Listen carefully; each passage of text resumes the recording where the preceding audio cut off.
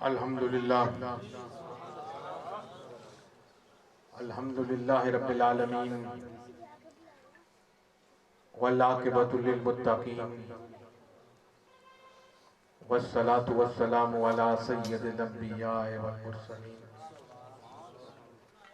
اما بعد فاعوذ باللہ من الشیطان الرجیم بسم اللہ الرحمن الرحیم انا اعطیناک الکوثر فصل لربک وانحر صدق اللہ العظیم وصدق رسولہ النبی الکریم الامین ونحن علی ذلک لمن الشاہدین والشاکرین والحمدللہ رب العالمین۔ میرے محترم مسلمان بھائیوں اور پیر بھائیوں، بڑے خوبصورت انداز سے پہلے نعت خوانیاں ہوئیں، پھر مفتی سرور صاحب نے اپنے اظہار خیال فرمایا، اور میں بھی مختصر سے وقت میں آپ سے کچھ باتیں کرنے کے لیے قرآن پاک کے آخری سپارے میں سے 2 آیتوں کا سہارا لیا۔ اور ایک بات کی خوشی مجھے یہ ہوئی کہ یہاں نعت خوانی ہوئی اور جن 2-3 حضرات نے یہ نعتیں پڑھی، وہ نعت پڑھنے کے بعد محفل میں موجود ہیں، جو میرے لیے بڑی خوشی کی بات ہے، ورنہ وہ اکثر نکل جاتے ہیں، پتہ نہیں میری سمجھ سے بالاتر ہے۔ وجہ کیا ہے کہ کوئی واعظ و نصیحت ان کے کان میں چھینی لگتی جانی، یا شاید کوئی ٹائم دیا ہوگا کہیں آگے پہنچنے کے لیے، لیکن جو بیٹھے ہیں میں بڑی حیرت سے اور خوشی کا اظہار میرے لیے ہو رہا ہے یہ بات۔ اللہ رب العزت ان لوگوں کے کلام میں اور محبت میں اور اضافہ فرمائے، پڑھتے ہیں۔ بڑی فضیلت ہے، بڑا مقام ہے، بڑا مرتبہ ہے کہ اللہ رب العزت توفیق دے کہ بندہ دل کی یہ تک گہرائیوں سے حضور نبی پاک کی شان میں نعت بیان کرے۔ ایک بہت بڑا مقام ہے، اللہ جس کو عطا فرمائے، کیونکہ یہ نعت اللہ نے قرآن میں بھی بار بار بیان فرمایا۔ نعت کا مطلب حضور نبی پاک صلی اللہ علیہ وسلم کی تعریف اور تعظیم بیان کرنا ہوتا ہے، اور قرآن کے جو لفظ میں نے آپ کے سامنے پڑھنے کا شرف حاصل کیا، اس میں بھی تیرے اور میرے رب نے اپنے نبی کی شان میں نعت پڑھی۔ میرے بھائیوں، ایک دنیا کا طریقہ ہے کہ کسی کو اگر کوئی الزام دے یا اس کو تنقید کا نشانہ بنایا جائے تو وہ بندہ بذات خود اپنے اوپر کی گئی تنقید کا جواب دیتا ہے، لیکن تیرے اور میرے آقا کی ایسی انمول زندگی اور ایسی انمول عادتیں ہیں، آپ نے اپنے اوپر کی ہوئی ذاتی تنقید کا کبھی جواب نہیں دیا، آپ نے اپنی ذات کے لیے کبھی کسی سے جنگ نہیں کی، اپنی ذات کے لیے کسی سے دشمنی نہیں کی، اپنی ذات کے لیے کسی سے نفرت نہیں کی، اپنی ذات کے لیے کسی سے محبت نہیں کی۔ حضور نے پوری زندگی جو کیا اللہ کی خاطر، اور یہاں بھی جب بھی عرب میں رہنے والے لوگ بولے حضور کی گستاخی میں اور حضور کی شان میں گستاخی میں بولے، تو جواب اللہ کے رسول نے کہیں بھی نہیں دیا، جواب دیا تو خالق کائنات نے۔ جب ابو لہب کے ہاتھ اٹھے حضور کی شان میں گستاخی کرتے ہوئے، تو رسول پاک نے جواب نہیں دیا، حضور نے تو اپنے اوپر گند پھینکنے والوں کو بھی کبھی جواب نہیں دیا، حضور نے تو طرح طرح کی باتیں کسنے والوں کو بھی کبھی جواب نہیں دیا۔ جب ابو لہب کے ہاتھ اٹھے تو بولا رب العزت، اور رب العزت نے فرمایا تبت یدا ابی لہب و تب، کہ ٹوٹ جائیں اے ابو لہب تیرے ہاتھ جو اٹھے میرے نبی کی گستاخی حضور نے کچھ نہیں فرمایا، رب بولا۔ اور جب لوگوں نے کہا کہ یہ تو جناب کوئی مجنون ہے، یہ کیا باتیں کرتے ہیں جنت، کیا باتیں کرتے ہیں دوزخ کی، کیا باتیں کرتے ہیں قیامت کے دن کی، کیا باتیں کرتے ہیں جی کہ مرنے کے بعد دوبارہ بندہ زندہ ہوگا اور اپنے اعمال کا حساب اور کتاب دے گا۔ یہ کیا بات ہے ایک خدا کی، یہ کیا بات ہے نبی کی، کیا نبی ہوتا ہے، کیا ایک خدا ہوتا ہے۔ ان لوگوں کے لیے اس معاشرے میں یہ ایک نئی چیز تھی۔ یہ کیا ہے کہ جنت دکھائی جا رہی ہے، دوزخ بتائی جا رہی ہے، یہ کوئی صاحب شعور بندہ گفتگو نہیں کر سکتا۔ باللہ یہ تو کوئی مجنون کی باتیں، یہ تو کسی مجنون کی باتیں ہیں۔ تو حضور نے جواب نہیں دیا، اللہ بولا وَإِنَّكَ لَعَلَىٰ خُلُقٍ عَظِيمٍ، کہ اے حبیب مجھے اپنے نبی کی عادتوں کی قسم کہ وہ عظیم ہے۔ اب یہاں ایک نقطہ ذہن میں بٹھا دیجئے جس سے عظمت مصطفیٰ ظاہر ہے، اور وہ نقطہ یہ ہے کہ اللہ رب العزت نے حضور کی ذات کی عظمت نہیں بتائی، فرمایا حضور کی عادتیں میری رب کی نظر میں عظیم ہیں۔ اور کس رب کی نظر میں حضور کی عادتیں عظیم ہیں؟ وہ رب جو اتنا عظیم ہے کہ تمام بلندیوں کی انتہا ہو جائے اس کی عظمت کو کوئی نہیں پاپ سکتا۔ وہ رب جو اتنا پاک ہے کہ تمام پاکیوں کی انتہا ہے، جو اتنا اعلیٰ ہے کہ تمام اعلیٰ لوگوں کی انتہا ہے، وہ رب جو کسی کا محتاج نہیں، وہ رب جو اللہ الصمد ہے، جو کچھ کرنے میں اور سوچنے میں کسی کا محتاج نہیں۔ تم اور میں ہر کام میں ہر کسی کے محتاج ہیں۔ اس دنیا میں کوئی ذرا سا کام بھی کسی دوسرے کے تعاون کے بغیر ہم نہیں کر سکتے۔ اگر ہم نے ایک دیوار بھی بنانی ہو تو ہم اینٹوں کے بھی محتاج، سریے کے بھی محتاج، مستری کاریگر کے بھی محتاج۔ ایک کپڑا اپنے پہننے کے لیے بنانا ہو تو درزی کے محتاج۔ کچھ بھی دنیا میں کرنا ہو، اگر آپ نے اپنی پیاس بجھانی ہے تو آپ گلاس کو ہاتھ سے اٹھانے کے محتاج۔ آپ نے اپنی بھوک مٹانی ہے تو آپ اپنے لقمے کو اپنے ہاتھ سے بنا کر منہ میں ڈالنے کے محتاج۔ یہاں ہر کوئی کسی نہ کسی کا محتاج ہے، لیکن وہ رب کسی کا محتاج نہیں۔ وہ کچھ کرنے کے لیے کسی کی مدد نہیں لیتا، وہ کسی کی خواہش نہیں لیتا، وہ کہتا ہے ہو جا تو وہ ہو جاتی ہے۔ غور فرمائیے، وہ رب، آپ کو میری اس دو مثالوں سے بات سمجھ آ جائے گی کہ وہ کس طرح کسی کا محتاج نہیں ہے۔ ایک معمولی سی بات کہتے ہیں لوگ کہتے ہیں رب نظر نہیں آتا، میں تو کہتا ہوں آنکھ کھولو ذرے ذرے میں رب نظر آتا۔ اپنی پیدائش دیکھ لو، ماں کے پیٹ میں بچے کو پلنا بننا سنورنا دیکھ لو۔ کوئی نقش و نگار بنانے کے لیے کسی مصور کی ضرورت ہوتی ہے، ہاتھ لگانے کی ضرورت ہوتی ہے، تب کچھ بنتا ہے۔ اس رب کی عظمت دیکھو، ماں کے پیٹ میں کون سا کاریگر ہے؟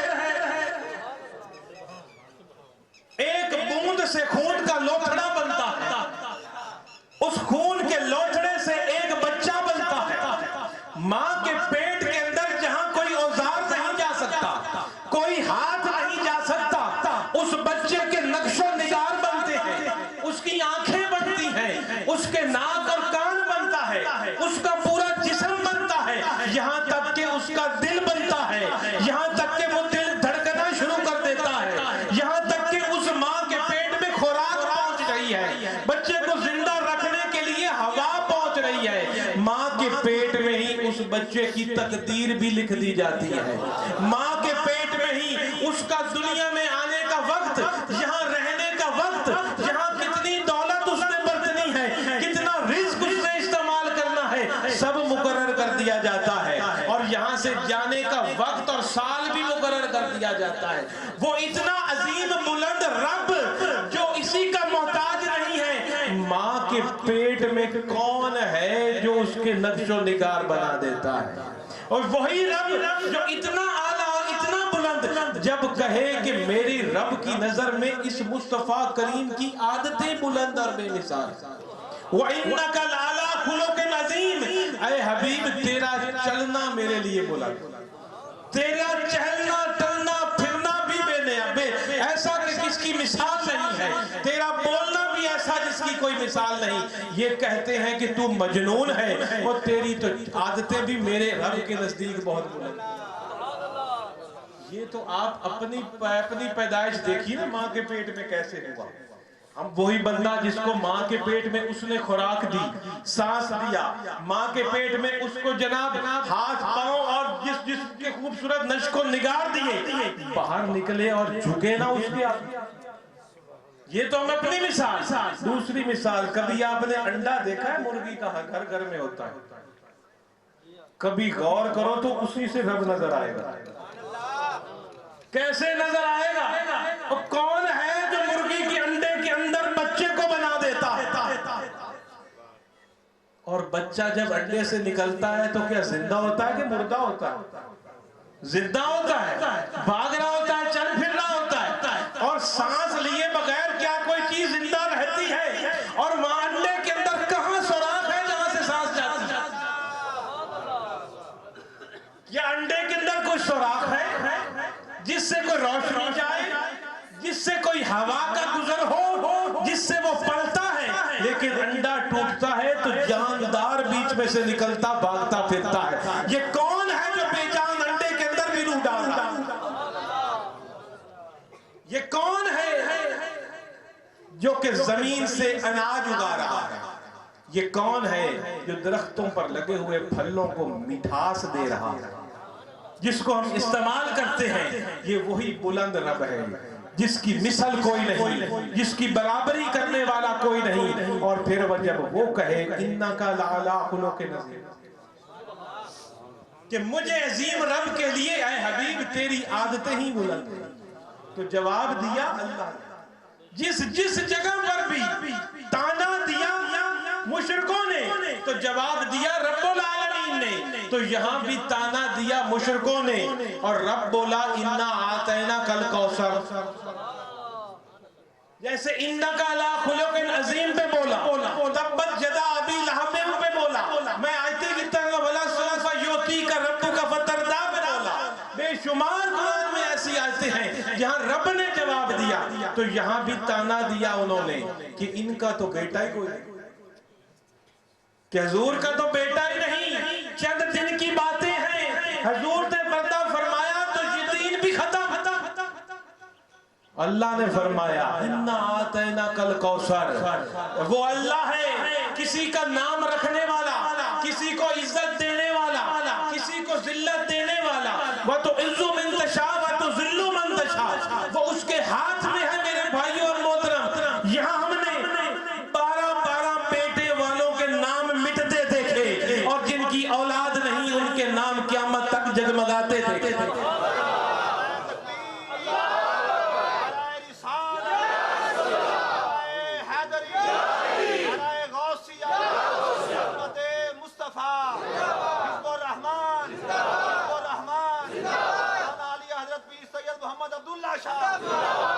وہ تو اللہ کے حبیب ہیں. اللہ نے تو حبیب کے غلاموں کے نام نہیں مٹنے دیے. آپ لاہور میں بستے ہو، میں پوچھتا ہوں یہاں ایک شخصیت کا مزار مبارک جس کو کہتے ہیں حضرت علی حجویری المعروف داتا گنج بخش رحمت اللہ علیہ. آج مجھے دکھاؤ ان کی اولاد کا. آج کہاں ہے ان کی اولاد؟ حضور کی کوئی اولاد نہیں تھی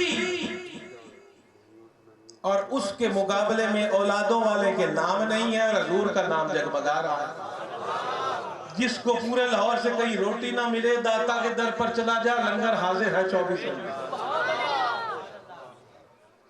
تو میرے دوستوں تانا دیا، جیسے میں عرض کر رہا ہوں، انہوں نے تو جواب دیا رب نے کہ یہ تانا دے رہے کہ تیرا نام لیوا کل کو کوئی نہیں رہے گا، تمہارا دین باقی نہیں رہے گا. یہاں تو ایک سے ایک آتے چلے جائیں گے. جو اس دین کے لیے تن من دھن وارتے چلے جائیں گے اور قیامت تک یہ دین ایسے ہی قائم اور دائم رہے گا جیسے کہ آج قائم ہے. اور حضور کو اللہ نے فرمایا اِنَّا آتَيْنَا الْكَوْثَرَ، میں نے اے حبیب آپ کو کوثر عطا کر دی ہے. اب یہ کوثر کیا چیز ہے؟ اب یہ کوثر کیا چیز ہے جو اللہ کے حبیب کو رب نے عطا فرمائی؟ کوئی بولا کہ کوثر سے مراد ایک جناب حوض ہے، جو کہ حشر کے دن ہوگا، اور اس سے کسی کو ایک گھونٹ پانی بھی اگر مل گیا تو وہ حشر کی تمام تپش اور اس سے محفوظ رہے. کسی نے کہا کہ کوثر کہتے ہیں جناب جنت میں بہنے والی ایک نہر، اس کو کوثر کہتے ہیں، جو کہ جنتیوں کو سیراب کرے گی اور اس کے کنارے سونے اور یاقوت کے ہوں گے. کسی نے کہا کہ جناب کوثر سے مراد وہ نبوت ہے جو اللہ نے اپنے حبیب کو عطا کی. نبی تو 1,24,000 پہلے بھی آئے، لیکن جیسی نبوت اللہ نے اپنے اس رسول کو عطا کی پہلی کے کسی حصے میں نہیں آئی. اور خاتم النبیین ہونے کی وجہ سے اب قیامت تک اور نہ کسی کے حصے میں آئے گی. وہ نبوت اس وقت بھی تھی جب آدم کی نبوت بھی نہیں تھی. یہ نبوت ہر نبی کے آنے پر بھی موجود تھی. تو کئیوں نے اپنے علم کا احاطہ یہ کیا کہ کوثر سے مراد جناب یہ وہ نبوت ہے جو کہ اللہ نے اپنے حبیب کو عطا کی. اب کوئی بولے، انہوں نے کہا کہ جناب کوثر سے مراد یہ دین اسلام ہے جو اللہ نے اپنے حبیب کو عطا کیا، کہ ایسا انمول دین نہ جس کی تکمیل حضور پر آ کر ہوئی کہ اس میں دنیا اس جیسا ثانی دین نہیں لا سکتی. دین کہا جاتا ہے ضابطہ حیات کو، تو کوثر سے مراد یہ وہ دین ہے جو اللہ نے اپنے حبیب کو دیا. کسی نے یہ رائے قائم کی کہ کوثر سے مراد قرآن حکیم ہے جو اللہ نے ابھی بات پر نازل فرمایا، کہ الہامی کتابیں تو پہلے بھی آئیں ایک خاص جگہ کے لیے، ایک خاص مدت کے لیے، لیکن یہ قرآن ایسے انمول اصول لے کر آئی کہ جو دنیا کے ہر وقت میں، ہر ملک میں، ہر دور میں قابل عمل ہے. لہٰذا یہ انمول کتاب قرآن ہے جو اللہ نے ہمیں دی، لہٰذا یہ کوثر ہے. یہ جو لوگ آ کر یہاں پیسے رکھ رہے ہیں، میں ان سے درخواست کروں گا کہ وہ نہ آئیں پیسے رکھنے کے لیے. میری توجہ بھی ضائع جاتی ہے، آپ کی توجہ بھی ضائع جاتی ہے، اور ان پیسوں کے لیے میں یہاں آیا بھی نہیں. میں جس کو راضی کرنے کے لیے آیا اسی کو راضی کر رہا ہوں، ہو جائے تو بڑی بات. اور نہ کبھی محفلیں میں نے ان پیسوں کے لیے کی ہیں. ہمیں جو تربیت دی گئی ہے جیسے پہلے مفتی صاحب نے کی، اور نہ کبھی کسی سے کچھ مانگا ہے کہ وہ دو تو میں محفل میں آؤں. تو میرے بھائیو، کوثر کسی نے کہہ دیا جناب، وہ کسی نے سوچا کہ یہ حوض ہے، کسی کی رائے میں یہ جی نہر ہے جنت، کسی نے رائے دی کہ نبوت ہے، کسی نے سوچا کہ جناب یہ قرآن ہے، کسی نے کہا کہ یہ کوثر جو رب نے اپنے حبیب کو دی اس سے مراد دین اسلام ہے، اور کسی نے یہ سوچا کہ کوثر سے مراد صحابہ کرام ہے، کہ ایسے صحابہ جو اللہ نے اپنے حبیب کے حصے میں دیے پہلے کسی نبی کے حصے میں نہیں آئے. ایسے جان نثار کہ حضور وضو فرماتے تو پانی زمین پر نہیں گرنے دیتے تھے، حضور اشارہ فرماتے تو اپنی جان تن من دن وار دیتے. حضور کی خاطر کسی نے گھر چھوڑا، کسی نے باپ کو قربان کیا، کسی نے اولاد کو قربان کیا، کسی نے چلتے پھرتے کاروبار کو قربان کیا. لوگوں نے بھوکے برداشت کی، تن من دھن وار دیے، لیکن اپنے پیر کے قدم سے قدم ملا کر چلتے رہے. پیچھے کو خوشی میں بھی ساتھ دیا، دکھ میں بھی ساتھ دیا، سکھ میں بھی ساتھ دیا، جنگ میں بھی ساتھ دیا، گھر میں بھی ساتھ دیا. خوشی آئی تو پھر بھی پیر کا ساتھ دیا، غم آئے تو پھر بھی ازمائش سمجھ کر پیر کا ساتھ دیا. تو یہ خالق کائنات نے جو کوثر عطا فرمائی، کئیوں نے سوچا کوثر سے مراد وفادار ساتھی یہ صحابہ، اور کئیوں نے یہ سوچا کہ کوثر سے مراد اہل بیت ہے کہ حضور کو اللہ نے وہ اہل بیت عطا کی جو پہلے کسی کے حصے میں نہیں آئی، اور اہل بیت نے یہ ثابت کر دیا کربلا کے میدان میں کہ ہم جیسی اہل بیت پہلے کسی نبی کے حصے میں نہیں آئی۔ ایسے ایسے نبی بھی گزرے کہ جو کشتی میں بھی سوار نہیں ہوئے نوح کی، اور سگا بیٹا حضرت نوح علیہ السلام کا سگا بیٹا کشتی میں شام نہ چڑھا، اس نے کلمہ نہ پڑھا، کافر ہو کر مرا، ایسی اس کو اہل بیت کہیں گے؟ حضرت نوح علیہ السلام اللہ کے عظیم المرتبت پیغمبر گزرے ہیں، آپ کا سگا بیٹا جو ہے اس نے آپ کا کلمہ نہیں پڑھا تھا۔ حضرت عیسیٰ علیہ السلام کی اولاد تھی نہیں، آپ نے نکاح نہیں فرمایا۔ اس طرح تمام انبیاء کی اولادیں تھیں، اہل بیت ہوتی تھی، لیکن اللہ نے جیسی اہل بیت محمد کریم کے حصے میں دی، ایسی کسی نبی کے حصے میں نہیں آئی۔ یہ میں زبانی بات نہیں کر رہا، تاریخ عالم دیکھ لو اٹھا کر، کربلا میں ثابت کیا حسین نے کہ ایسی اہل بیت ہوتی ہے۔ 6 مہینے کے معصوم بچے سے لے کر جوان بیٹے تک قربان کر کے بھی سجدہ کر کے دکھایا اور دین کی حفاظت کر دی، اور وہیں پر بھی نہیں رکا، آگے دیکھ لو، جہاں جہاں دین پھیلا، جدھر جدھر دین گیا۔ حضرت داتا علی حجویری کون ہے؟ یہ بھی تو اہل رسول ہے۔ آپ جہاں جہاں چلتے چلے جاؤ، اہل رسول کے علاوہ بھی ولی گزرے ہیں، لیکن اکثریت اولیاء کرام کی ایسی ہے جن کا تعلق اہل بیت سے تھا، اور آج تک دین کا وہ پرچار کر رہے ہیں، اور قیامت تک کی اہل بیت ہی دین کی حفاظت کرتی جاتی ہے۔ میرے دوستو، کوثر، کئی لوگوں نے یہ رائے دی کہ کوثر سے مراد اہل بیت ہے۔ اب اگر میں ساری یہ کوثر کی آپ کے سامنے تشریح بیان کرنا شروع کروں تو اس سے جو اگلی آیت ہے جس پر میں خاص توجہ آپ کی مبذول کرانا چاہ رہا ہوں، اس سے رہ جاؤں گا، سمجھ لیا جائے۔ چلو جی، کوثر سے مراد حوض ہے، کوثر جناب قرآن ہے، کوثر جناب نہر ہے، کوثر جناب دین ہے، کوثر جناب نبوت ہے، کوثر جناب صحابہ ہیں، کوثر جناب اہل بیت ہیں، تو آخری میں ایک مدلل اور اچھا لفظ یہ ہوگا کہ بے حد و حساب، کہ اے کوثر سے مراد وہ بد و حد و حساب ایسی چیز ہے، ایسی چیز عطا کی جس کا کوئی حساب نہیں لگا سکتا کہ رب نے کیا دیا۔ کوثر سے مراد خیر کثیر، بے حد و حساب، جس کا کوئی حساب ہی نہ ہو، رب نے دیا۔ اِنَّا أَعْطَيْنَاكَ الْكَوْثَرَ، کیا حبیب یہ کہہ رہے ہیں تیرا دین نہیں رہے گا؟ میں نے تو تمہیں کوثر عطا کر دی ہے۔ وہ دین زندہ رکھا صحابہ نے، وہ دین زندہ رکھا حسین نے کربلا میں، وہ دین زندہ رکھا آج تک نبی پاک کے غلاموں نے، اور وہ دین قیامت تک زندہ رکھیں گے حضور کے غلام۔ یہ کہتے ہیں تیرے بعد دین ختم، تو جواب دیا اللہ نے۔ اب اگلی توجہ جو میں آپ کی دلا کر آپ سے اجازت چاہوں گا، قرآن کی اگلی آیت ہے فَصَلِّ لِرَبِّكَ وَانْحَرْ، کہ اے حبیب میں نے آپ کو کوثر عطا کر دی، یہ میرا کام تھا،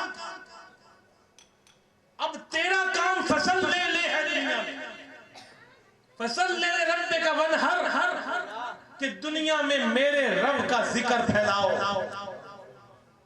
لوگ صلاۃ کا معنی صرف نماز لیتے ہیں، صلاۃ اور حسنہ، یہ قرآن میں 2 ایسے لفظ آئے ہیں کہ اگر بندے کی پوری زندگی بھی گزر جائے تو وہ صلاۃ اور حسنہ کا احاطہ نہیں کر سکتا، کہ ان الفاظ کی کتنی وسعت ہے۔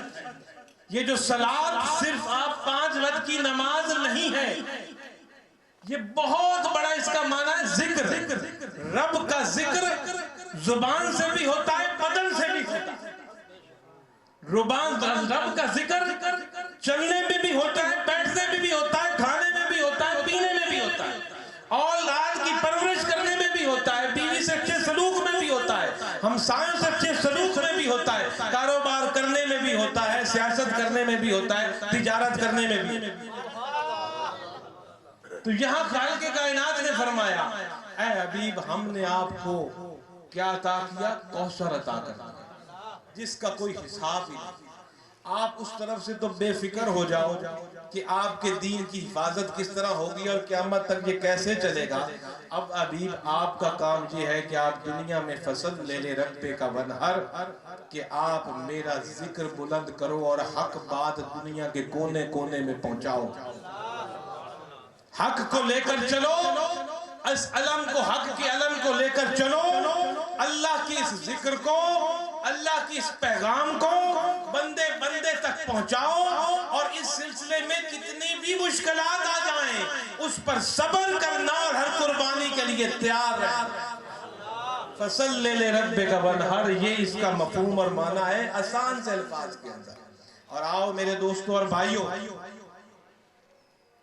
یہ وہی ذکر ہے جس کا آغاز اللہ کے رسول نے جس کو پھیلایا، اور حضور نے صلاۃ کو جب مکہ کی سرزمین پر پھیلایا اللہ کے ذکر کو، تو کیا ہوا؟ طوفان اٹھا، طوفان بدتمیزی اٹھا، آپ کو لہو لہان کر دیا گیا، آپ کو کھانے پینے کی چیزیں بند کر دی گئی، آپ کو طرح طرح سے گھیرا گیا، پریشر میں ڈالا گیا، اتنا ستایا گیا، اتنا ستایا گیا کہ حضور فرماتے تھے خود کہ مجھے اللہ کی راہ میں جتنا بھی کسی کو نہیں ستایا، جہاں تک کہ آپ اپنا گھر بار چھوڑ کر مدینہ منورہ تشریف لے گئے، اور مدینہ منورہ میں بھی وہ حالات ختم نہیں ہوئے، اس کے بعد بھی جنگیں، اس ذکر کو پھیلانے کے لیے آپ نے بدر کی لڑائی میں حصہ لیا، احد، خندق، تبوک، جدھر جدھر آپ نے رب کی صلاۃ کو پھیلایا، طرح طرح کی مصیبتیں آگے سے آئیں، اور آپ نے ان تمام کا خندہ پیشانی کے ساتھ صبر کیا، کیونکہ خالق کائنات کا وعدہ ہے ان اللہ صابرین، کہ میں صبر کرنے والوں کے ساتھ ہوں، جو جہاں بھی صابر بن کر بیٹھے وہ یہ فخر کرے کہ اگر میرے ساتھ کوئی بھی نہیں ہے تو اللہ تو ہے، اور جس کے ساتھ اللہ ہو اس کو کوئی نیچا نہیں کر سکتا، چاہے دنیا کی فوجیں آگے آ جائیں۔ ایک دفعہ اپنا ایمان پختہ کر کے دے، عقیدہ پختہ کر کے دے قرآن کے ان الفاظ پر کہ صابر کے ساتھ اللہ ہے، تو اللہ کا ذکر پھیلا، جو مصیبتیں آئیں تیرا رب تیرے ساتھ ہے، تو چلتا چلا جائے گا، چلتا چلا جائے گا۔ حضور نے ذکر پھیلایا پوری زندگی، اور حضور کے بعد آپ دیکھو حضور کے حقیقی غلاموں نے وہی مشن جاری رکھا، تو اس کے بعد خلفائے راشدین نے اسی ذکر کو پھیلایا، دنیا کے کونے کونے تک پہنچایا، اور اس کے بعد اہل بیت کی قربانی دیکھو، جب اسی ذکر کو روندنے والا ایک خبیث آیا جس نے دین کی حالت کو بدلنے کی کوشش کی، جس کو ہم یزید کے نام سے جانتے ہیں، جب اس نے یہ تماشا شروع کیا تو حسین نے ذکر پھیلایا، چاہے تن تنہا کربلا کے میدان میں تھے، پھر بھی ذکر کا دامن ہاتھ سے نہیں چھوڑا، اور پیچھے نہیں ہٹے، یہاں تک کہ سب کچھ قربان ہو گیا، یہاں تک کہ سجدے میں اپنی جان بھی نذرانہ پیش کر دیا، لیکن اس ذکر سے فصل لے لے رب کا ونہر، اس سے پیچھے آپ نے قدم نہیں اٹھایا کہ اللہ میرے ساتھ ہے، میں اس ذکر کو آگے پھیلاتے چلا جاؤں گا۔ اور اس کے بعد اس آپ کے اس برے صغیر ہندوستان کے اندر، باقی دنیا میں تو چلو نہ جائیں، آپ مت دیکھیں، اسی میں ہی دیکھ لیجئے، یہاں اس کے اگر کونے کونے میں آج اگر ہم مسلمان ہیں تو یہی اس اللہ کے ذکر پھیلانے والے لوگوں کے صدقے ہم پہلوان ہیں۔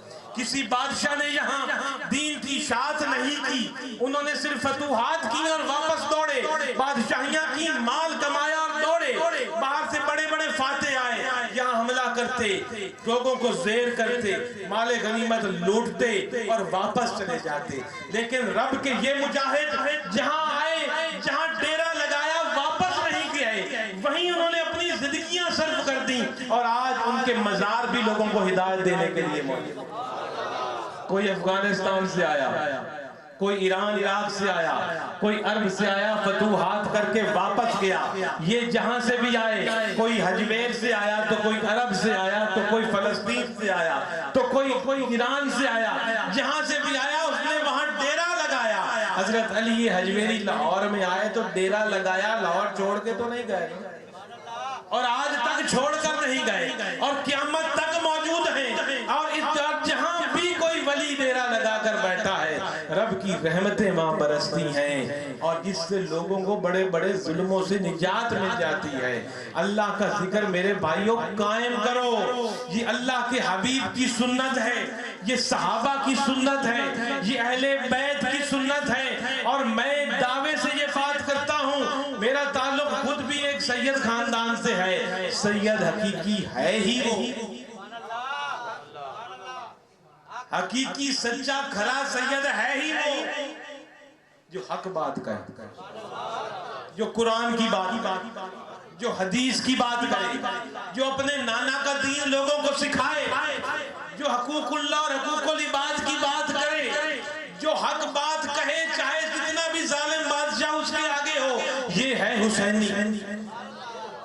आज हुसैन के नारे लगाने वाले थानेदार आ जाए तो हक बात जुबान से नहीं निकलती। नारे किसके? हजरत हुसैन ने तो सीना तान कर हक का साथ दिया और सब कुछ कुर्बान कर दिया। इसी शरीयत की हिफाजत की, इसी शरीयत की हमने भी मेरे भाइयों हिफाजत करनी है। मैं आपसे नहीं कह रहा निकले और लड़ पड़े, हर किसी से लड़ने की जरूरत नहीं है।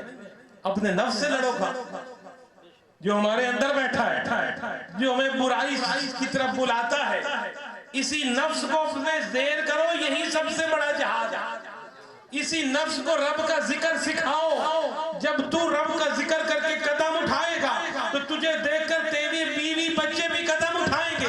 लेकिन अगर तू अपने बेटे को झूठ बोलना सिखाएगा तो कोई बंदा बाहर से मिलने आया और आपका बेटा बाहर, उनको कह दो कि अब्बू घर पे नहीं है, क्या आप ये समझते हो आपकी वो औलाद जिंदगी में कभी सच बोलेगी?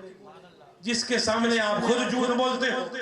आप जब घर में खुद 5 वक्त की नमाज नहीं पढ़ते तो क्या आपकी औलाद 5 वक्त की नमाजी बन जाएगी? आप खुद 5 वक्त की नमाज नहीं पढ़ते तो आपकी बीवी नमाजी बन जाएगी? आप हलाल और हराम की तमीज नहीं करते तो क्या आपकी औलाद हलाल और हराम की तमीज करेगी? खुद नमूना बनना पड़ता है, अपना किरदार सामने रखना पड़ता है अपनी औलाद और अपने अजीजों और अपनी दुनिया के लोगों के सामने। ये हक बात कहने वाला ही सैयद होता है मेरे भाइयों। मैं तो सैयदों का गुलाम बन जाऊं तो बड़ी बात है। हम जिद आप समेत ओए हम तो हकीकी सैयदों के गुलाम बन जाए ना तो यही बड़ा कारनामा होगा। सैयद बनना तो बहुत बड़ी बात है, अल्लाह हमें उनका गुलाम बना। उनका गुलाम बनने का मतलब कि जो उनकी सीरत वो हमारी सीरत, जो उनका कौल वो हमारा कौल, जो उनका फेल वो हमारा फेल। अपने नफ्स को ज़ेर करो। हजूर से पूछा गया, हजूर जन्नत कितनी दूर है? पता नहीं कितने सालों का हिसाब और किताब देना है क़यामत के दिन। 70,000 साल का सुना है वो एक दिन होगा। सूरज सवा नेज़े पर होगा। औलाद बाप से बाप, औलाद से बिरादरियां एक दूसरे से भागेगी, कोई किसी का नहीं बनेगा। इतने बड़े दिल से गुजरना, फिर जनाब पुल सिरात से गुजरना जो जी तलवार की तरह तेज है और बाल की तरह बारीक है। कौन गुजर पाएगा? पांव तो रखा नहीं जा सकेगा। इतनी बारीक पुल पर धड़ाम नीचे दोज़ख में गिरेंगे। हजूर ये तो बड़ा मुश्किल है, जन्नत में कैसे पहुंचे? हजूर ने अपने सहाबा को फरमाया, ऐ मेरे सहाबा, जन्नत तो 2 कदम पर है। जन्नत सिर्फ 2 कदम पर खड़ी है। अगर एक कदम तू सही उठा ले तो दूसरा जन्नत में होगा। तो सहाबा ने पूछा, हजूर कैसे 2 कदम पर? हजूर ने फरमाया, एक कदम उठा अपने नफ्स पर रख दे। एक कदम उठाकर अपने नफ्स पर इस दुनिया में रख दे, दूसरा कदम तेरी जन्नत में होगा। दुनिया में तेरी आंखें बाद में बंद होगी, जन्नत में अपना मकाम पहले देखे। ये मैं नहीं कह रहा, हजूर की हदीस से बात है। नफ्स पर तू एक कदम रख इस दुनिया के अंदर, मौत से पहले रब तुझे जन्नत में तेरा मकाम दिखाएगा और दूसरा मकाम दूसरा पांव तेरा जनाब जन्नत में होगा। अब किसी एक बंदे ने एक दफा मुझसे पूछा कि जनाब नफ्स बड़ा है कि शैतान बड़ा है? नफ्स बड़ा है कि शैतान बड़ा है? मैंने उसको कहा कि नफ्स शैतान इब्लीस से भी बड़ा है। जिस वक्त अल्लाह ने सारे फरिश्तों को हुक्म दिया कि नहीं मुझे सजदा करो, आदम को सजदा करो, ताज़ीमन आदम, اس وقت تو شیطان کوئی نہیں تھا، وہ بڑا عبادت گزار فرشتہ تھا، کئی سالیں اس نے عبادت کی، فرشتوں کا سردار مانا جاتا تھا۔ اس وقت شیطان کوئی نہیں تھا، لیکن اس کے اندر نفس تھا، اس نفس نے اس کو جھکنے نہیں دیا، اس نفس نے اس کو جھکنے نہیں دیا۔ یہ جو ہمارے اندر نفس بیٹھا ہے نا، شیطان بھی اسی کے ذریعے آ کے وار کرتا ہے، یہ ہماری رگوں میں دوڑتا ہے۔ اذان آتی ہے، سردی ہے، گرم بستر ہے، چھوڑنے کے لیے چھوڑنا دل نہیں کرتا۔ وہ کون سی چیز ہے جو دل کہتا ہے جی دل نہیں کرتا؟ اٹھ کے وضو کرنے کے لیے، نماز پڑھنے کے لیے، وہ کیا ہوتا ہے؟ وہ نفس ہی ہوتا ہے جو تیرے اندر پھر رہا ہوتا ہے۔ اور آج کو ایک بات یہ بھی ہوتی ہے کہ جناب آج کل دین پہ چلنا بڑا مشکل، کئی لوگ کہتے ہیں جی بڑا دین پہ چلنا مشکل ہو گیا آج کل جی، وہ جی ایسی ایسی ایجادیں آ گئی ہیں، یہ موبائل آ گیا جی، پتہ نہیں کیا کیا بلا اس کے اندر ہے، یہ جناب ٹی وی کے اندر کیا کیا چیزیں ہیں، ویسے جناب بے پردہ خواتین باہر گھوم رہی ہیں، بڑی جناب برائیاں آ گئی ہیں، آج کل تو دین پر چلنا بڑا مشکل ہے۔ وہ میرے بھائیوں جنہوں نے دین پر چلا، کبھی کسی نے کہا کہ دین پر چلنا مشکل ہے؟ جنہوں نے ہمیں دین پر چل کر دکھایا، انہوں نے زبان سے کبھی نہیں کہا دین سے چلنا مشکل ہے۔ یہ وہ بات کرتے ہیں جو نیت کے کھوٹے ہوتے ہیں۔ کیا کسی صحابی نے کبھی کہا حضور دین پر چلنا بڑا مشکل؟ پتھر کھا لیے، زبان سے ایک لفظ نہیں نکلا۔ بلال کو تپتی ریت پر لٹا دیا گیا، زبان سے ایک لفظ نہیں نکلا دین پر چلنا مشکل۔ ہجرت کر گئے، ایک لفظ نہیں نکلا دین سے چلنا مشکل ہے۔ خندق میں جسم پر پیٹ پر پتھر باندھ کر بھوک کی تپش برداشت کی، کسی نے نہیں کہا دین پر چلنا مشکل ہے۔ مکہ کے اندر صحابہ پر یہ حالت آ گئی تھی، کھانے پینے کی چیز دور کی، چمڑے کو چاٹ چاٹ کر اور درختوں کے پتوں کو کھا کھا کر بھوک مٹائی جاتی تھی۔ کسی ایک صحابی نے نہیں کہا حضور دین پر چلنا بڑا مشکل ہے۔ بدر میں 313 نے اپنے سامنے دگنی چگنی پاور کی فوج کو کھڑے دیکھ کر بھی کسی ایک مجاہد نے بھی نہیں کہا حضور دین پر چلنا بڑا مشکل ہے۔ اور کربلا کے میدان میں سب کچھ قربان کر کر بھی تیرے اور میرے حسین نے نہیں کہا دین پر چلنا مشکل ہے۔ آج ایئر کنڈیشن کمروں میں بیٹھا ہوا، ہیٹر کے کمروں میں بیٹھا ہوا، گیزر پر پانی گرم کر کے وضو کرنے والا، ایئر کنڈیشن گاڑیوں میں سواری کرنے والا، جہاز میں بیٹھ کر چند گھنٹے میں حج کرنے والا، پہلے سال سال لگ جاتا تھا حج کرنے کے لیے، اور روزے کے وقت افطاری کے وقت طرح طرح کے کھانے کھانے والا، سحری کے وقت طرح طرح کے کھانے والا، اور روزہ رکھ کے پنکھے میں اور ایئر کنڈیشن میں اور کولر میں سونے والا، کہتا ہے دین پر چلنا بڑا مشکل ہے۔ اور جنہوں نے چل کر دکھایا، کسی نے ایک لفظ بھی بولا دین پر چلنا مشکل۔ یہ تماشا ہے، یہ نفس ہے جو ہمیں یہ غلط بات کرواتا ہے۔ میرے بھائیوں، اس دنیا میں اللہ کا ذکر قائم کرو، یہ اللہ نے اپنے نبی کو حکم دیا۔ یہ تمام ہر کلمہ گو پر فریضہ ہے کہ وہ اچھی بات سنے، پکائے اور آگے پہنچائے۔ اب آپ جتنے لوگ یہاں آئے بیٹھے ہو، مجھ سے نہ صرف ایک وعدہ کر کے جاؤ، مجھے 10 20 100 50 ہزار روپے دو، مت دے کر جاؤ بھائی، مت دو، مجھ سے صرف ایک وعدہ کر دو، میرے لیے کافی۔ اور وعدہ یہ کہ جو کچھ آپ نے سنا ہے اس کو پکاؤ۔ ایک مجھے یہ بات سمجھ نہیں آتی کہ جب ہم کوئی اچھی بات سنتے ہیں تو مانتے ہیں جناب یہ صحیح بات ہے، لیکن عمل پھر بھی نہیں کرتے۔ مانتے ہیں یار بات جنہیں صحیح کی ہے، لیکن عمل پھر نہیں کرنا۔ تعجب ہوتا ہے وہ کیا چیز ہے جو آپ کو عمل نہیں کروانے دیتی؟ وہی نفس اور شیطان ہوتا ہے۔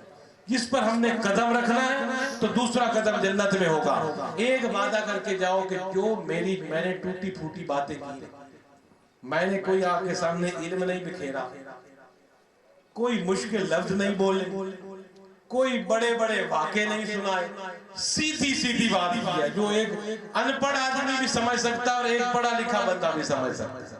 آپ مجھ سے صرف یہ وعدہ کر کے جاؤ کہ جو آپ نے سنا ہے اس کو پکاؤ گے، اس پر جتنا ممکن ہو سکے عمل کرو گے، اور میری اس بات کو آگے دوسروں کو پہنچاؤ گے۔ چاہے کسی ایک اور کوئی بتا دو، شاید وہ آپ سے زیادہ عمل کر جائے اور اس کا عمل کرنے کا ثواب بھی آپ کو مل جائے گا۔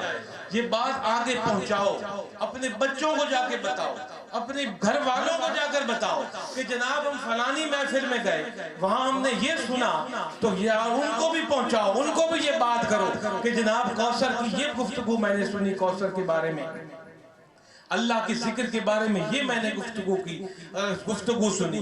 اگر یہ طریقہ ہم اختیار کر لینا ہے میلادوں میں بیٹھنے والے کہ اچھی بات کو سن کر آگے پہنچا دیں، تو اس امت میں سے جہالت ختم ہو جائے گی، اس امت کا زوال ختم ہو جائے گا، ہم ترقی کی منازلوں کو پہنچ جائیں گے۔ اللہ رب العزت ہمیں میلاد بھی شریعت کے دائرے میں منانے کی توفیق عطا فرمائے، ہمیں اس میں گفتگو بھی شریعت کی کرنے کی توفیق عطا فرمائے، ہمیں نعت خوانی بھی شریعت کے دائرے میں کرنے کی توفیق عطا فرمائے، ہمیں نمود و نمائش سے بچائے، ہمیں جو بھی کام ہے اللہ کی رضا کے لیے کرنے کی توفیق عطا فرمائے۔ اگر ہم واعظ و نصیحت کریں تو اللہ کی رضا کے لیے، نعت خوانی کریں تو اسی کی رضا کے لیے، سنیں سنائیں تو اس کی رضا کے لیے، لنگر پکائیں تو اس کی رضا کے لیے، لنگر بانٹیں تو اس کی رضا کے لیے، ہمارا اٹھنا والا ہر قدم اس کی رضا کے لیے ہو، ہمیں دیکھنے والی ہر نگاہ اسی کی رضا کی ہو، ہمیں بولنے والا ہر کلمہ اس کی رضا کے لیے ہو، ہمارے دلوں کی سوچیں اور دماغ کی جناب ہماری سوچیں اس کی رضا کے لیے اور اس کے فرمامین کے تابع ہوں۔ اگر یہ ہماری سوچ آ جائے تو ہم اس دنیا کو بھی جنت نظیر بنا سکتے ہیں اپنے لیے۔